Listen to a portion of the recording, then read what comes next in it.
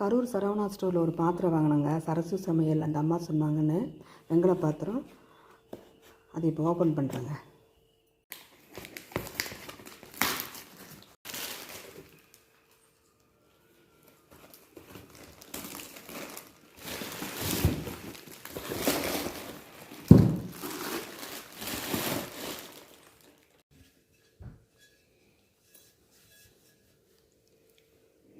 செம்ம வெயிட்டாக இருக்குது,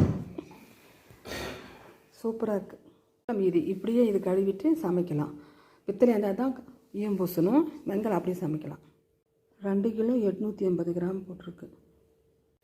இதுக்கு பொங்கல் செஞ்சால் நல்லாயிருக்குங்க. 3380 ரூபாங்க. Shipping charge free.